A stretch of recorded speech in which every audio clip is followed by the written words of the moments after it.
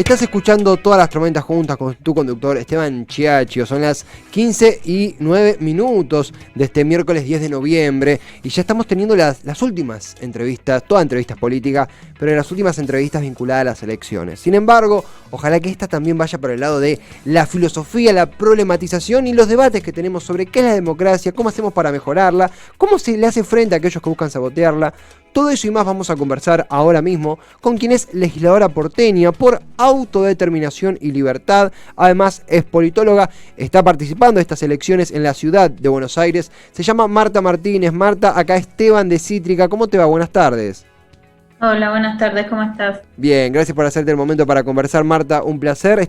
Sos parte de Autodeterminación y Libertad, 2,68 ha trepado esta fuerza, ubicándose como quinta fuerza en la Ciudad de Buenos Aires, obteniendo más de 46.000 votos y participando de estas legislativas en este domingo. Antes que nada, ¿cómo viene la recta final de la campaña? Estamos medio que ya viendo a la veda arribar.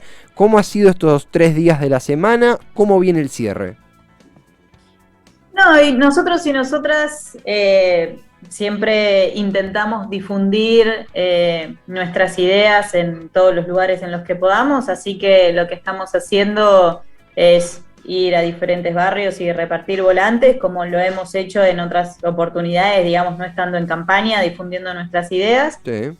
Porque es bastante difícil aparecer en otros medios más masivos, ¿no? Últimamente a espacios como el nuestro no nos han dejado, digamos, demasiado espacio televisivo, ¿no? Hablo sobre todo que es en donde se puede llegar a más cantidad de personas. Uh-huh. Bueno, esos espacios están un poco restringidos, así que como hemos hecho siempre, más allá de esta posibilidad de estar en televisión o no, repartiendo volantes, difundiendo nuestras ideas y hablando con la gente, ¿no? Que por suerte se para bastante y dialogamos, hay diálogos muy ricos. Uh-huh.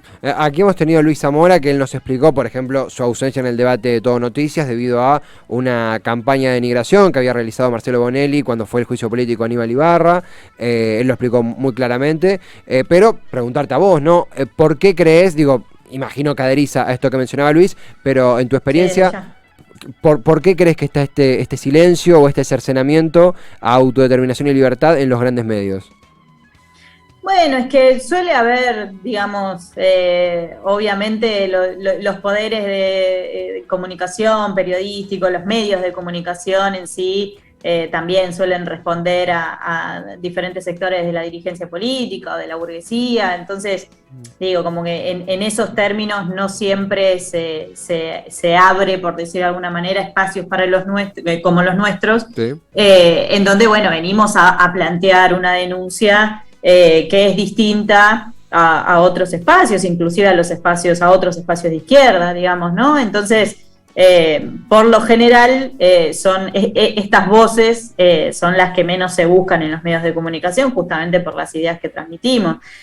Después no sé, no tengo idea, porque yo no me manejo con ellos, así que no sé exactamente cuál será su punto de vista en general, pero digamos, desde mi punto de vista, bueno, tiene que ver con eso, ¿no?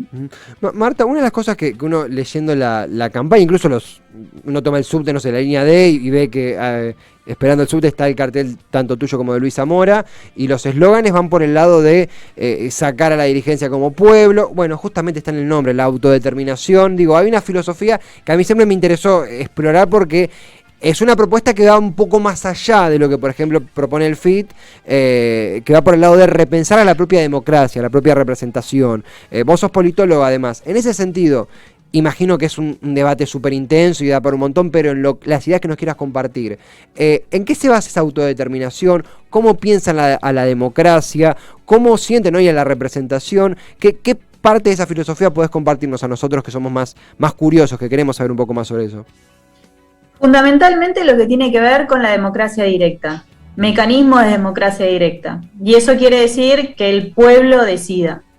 Y en ese sentido es que hablamos de autoorganización, es decir, de no seguir dirigentes, y hablamos de no seguir dirigentes sindicales, ni tampoco el delegado que nos diga qué hacer, sino, por el contrario, construir espacios de decisión en todos los lugares en donde estemos. Por eso damos el ejemplo siempre en los lugares de trabajo o en los sindicatos, en donde fuera. Inclusive ponemos como ejemplo a la rebelión feminista como parte, digamos, de ese ejemplo de autoconvocarse, ¿no? Porque la rebelión feminista no siguió a ninguna dirigenta. Bueno, eso explotó en el 2015 y las pibas, lo que se llama la generación del Ni Una Menos, salió a la calle contra la opresión, contra la violencia machista, autoorganizándose, autoconvocándose básicamente. Entonces lo que proponemos es que hoy mismo se puede, por eso un poco lo que vos retomabas respecto de la dirigencia, hay que sacar a la dirigencia como pueblo, y también como pueblo tenemos que decidir cómo seguir. Esto quiere decir, la dirigencia es la que nos ha llevado en los últimos 40, 50 años al abismo en el que estamos hoy, hay que sacarla. Y a partir de ahí tenemos que empezar a tomar la decisión como pueblo. Siempre planteamos esto, ¿no? Por lo general la democracia representativa, lo que vos decías, estas formas de democracia tienen lugares como las instituciones, es decir, el Congreso y la legislatura como dos ejemplos bastante fuertes, respecto de cómo se le da la espalda a las necesidades populares. Digo, en el gobierno de la ciudad lo vemos constantemente, por ejemplo, con los negocios inmobiliarios. Pero también en el Congreso Nacional, respecto, por ejemplo, del pago de la deuda externa, el pago a los buitres, digo, ¿no? Cuando obviamente el interés de la sociedad, de la población, de los y las trabajadoras es hoy tener un ingreso y tener un techo, por ejemplo. Más allá de la pandemia, digo, ¿no? Obviamente también estar resguardado ante cualquier situación de contagio. Entonces digo, la población es la que tiene que tomar las decisiones, por ejemplo esto, que decida el no pago a la deuda, por ejemplo. Pero como muchas veces se ve de manera abstracta, inclusive eso, ¿no? Como uno dice, pero ¿cómo estaríamos todos en 40 millones en la plaza decidiendo? Bueno, entonces lo que decimos es, más allá que diríamos que sí, digamos en términos genéricos, digo, bueno, empecemos en cada lugar de trabajo. Por eso te daba el ejemplo del delegado, ¿no? Nosotros y nosotras tenemos que darle un mandato a esa persona, ese delegado que va a hablar con la dirección, digo, que lo que fuera, tiene que recibir un mandato de la asamblea que toma en conjunto de todos los trabajadores y trabajadoras la decisión de determinada medida de lucha. Y lo que hace el delegado es ir y después tiene que volver y tiene que decir, compañeros, compañeras, pasa esto, decidamos entre todos cómo seguimos, bueno, perfecto, ¿no? Digo, no un delegado que dirige y que diga, hoy se para. Che, pero ¿y cómo se construye el paro? ¿Cómo hacemos? No, hoy se para porque esta situación, digo, obviamente todos compartirán que la situación no da para más, salarios bajos, lo que fuera. Pero, ¿no? ¿Quién toma la decisión? Bueno, en ese sentido es que decimos, hay que construir en todos los lugares de trabajo, en los sindicatos, junto con la rebelión feminista, lugares, espacios de decisión, donde sean todos los trabajadores y trabajadoras las que tomen las decisiones. Eso lo planteamos respecto a todos los lugares de trabajo, respecto a la ciudad, respecto al país y respecto al mundo. Sí, sí. Y esa es una... Sí. No, que decía Marta, así también un punto desde, sos politóloga desde colegas, porque esto que vos mencionabas de la democracia directa, uno ve la idea de democracia directa, estudia la idea de democracia directa y es lo más justo, uno diría, bueno, que todo el mundo tenga un voto, después... No, a mí el enfoque cuantitativo no me gusta, pero es imprescindible. Cuantitativamente resulta inviable por una cuestión de proximidad, recursos, geografía. Entonces uno avanza la idea del delegado, del repensar a la representación que tenemos. Con el agregado, vos bien lo decías, de que hay una alienación de los representantes. Y sucede, por ejemplo, sucedió cuando fue la ley del aborto en 2018, la votación que sale en negativo, que uno conoció los dinosaurios que habitaban el Senado ahí.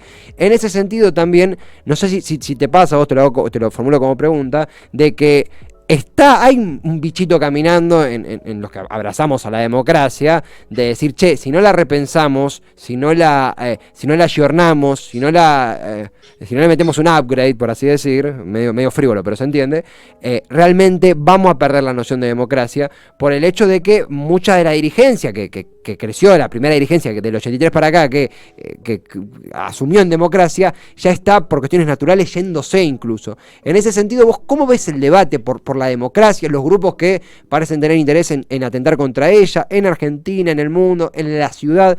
¿Cómo ves el debate que hay sobre la democracia hoy en 2021? Es muy interesante esa pregunta porque así como planteamos la crisis de representación y de la dirigencia en nuestro país y planteamos que hay que sacar a la dirigencia, no lo planteamos solamente, obviamente no en Ciudad de Buenos Aires solamente, pero tampoco a nivel país. Estamos hablando que la crisis de representación es una crisis mundial y que viene además de la mano de la crisis del capitalismo.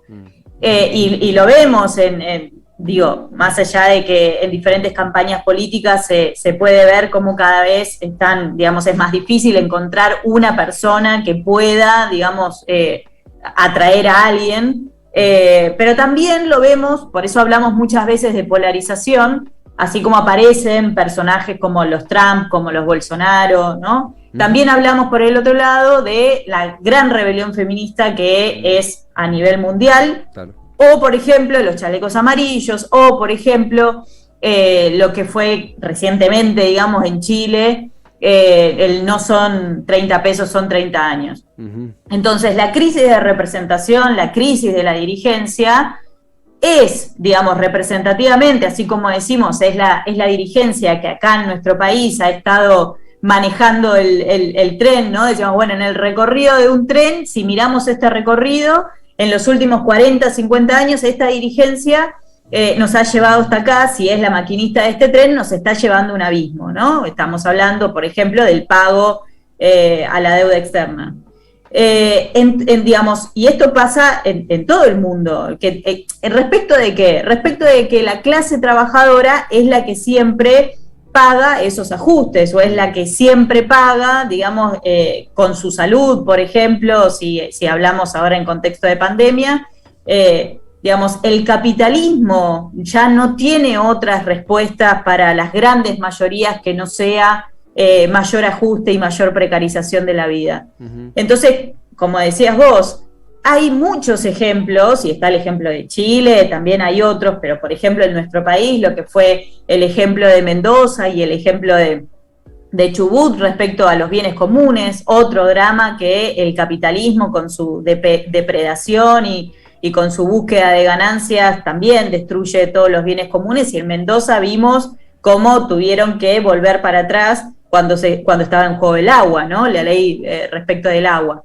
Entonces, hay muchos, bueno, los jóvenes por el clima también, que son un movimiento mundial, digamos, no un movimiento aunque no esté unificado, digo, hay una movida mundial que se está planteando, este es el único planeta que tenemos, este es nuestro único mundo, nos están destruyendo justamente por la barbarie capitalista, que tiene que ver también con la destrucción de los bienes comunes respecto del extractivismo, respecto de la sojización, respecto también de los agrotóxicos. Y esto no pasa solamente en nuestro país, desde ya pasa en todo el mundo, en todo el mundo, en el sentido de que siempre los países más empobrecidos y las poblaciones más empobrecidas son las que terminan pagando inclusive con su salud o con los bienes comunes de su país, ¿no? O de su territorio. Total. Entonces, justamente, si seguimos en esta democracia representativa, de esta dirigencia que lo único que hace es responder a un sistema capitalista como este,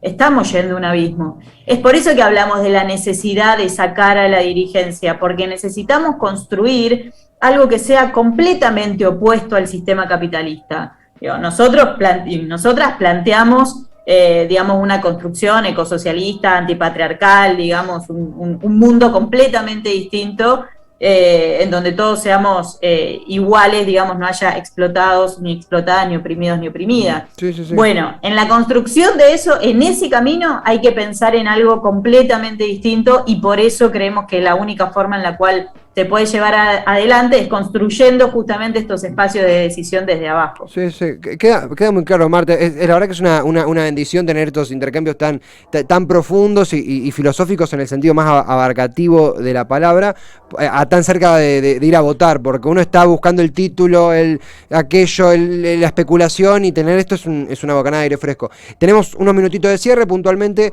¿Qué esperás tanto vos, y te pregunto también en nombre de Autodeterminación y Libertad, qué esperan del domingo y qué esperan del lunes como partido, como fuerza? ¿Cómo van a atravesar tanto el día de la elección como el día después? Si querés, qué resultados, qué sensación, cómo se preparan para aquella jornada. Bueno, nosotros y nosotras creemos que estas ideas que te hablaba recién también se votan el 14 de noviembre. Creemos que está justamente en la población la potencia, o sea, siempre lo decimos, en este momento estamos en momentos refundacionales, en donde está en manos de la población poder cambiarlo todo, poder decir basta, poder sacar a la dirigencia. Y cuando hablamos de dirigencia no es solamente dirigencia política, también empresarial y también a grandes grupos, digamos, de sindicatos, digamos, ¿no? Sí, sí. Entonces digo, estas ideas, así como el día de mañana, así como en realidad el lunes 15 vamos a seguir apostando a ellas, también se votan el 14 de noviembre. En ese sentido, digamos, el lunes 15 vamos a seguir militando por las ideas de autodirección, que es lo que nos, digamos, es lo que más nos apasiona, porque creemos que justamente la potencia que tiene el pueblo trabajador no tiene que delegarla en ningún dirigente, en ninguna dirigenta, ni en ningún partido que quiera reemplazar justamente la fuerza que tiene la clase trabajadora. Uh-huh. Así que el 15 obviamente seguiremos militando con estas ideas. Marta, un placer realmente, seguramente será la primera de muchas y bueno, gracias por el tiempo y por tan linda charla. Igualmente, muchas gracias a ustedes. Un placer, Marta Martínez, ella es legisladora porteña por Autodeterminación y Libertad, candidata a renovar la banca por dicha fuerza, que estará participando en estas elecciones legislativas en la ciudad de Buenos Aires. Además, es politóloga, la mejor carrera del mundo, sí, obvio, porque me representa y porque es lo que estudio, así que la voy a bancar siempre. No.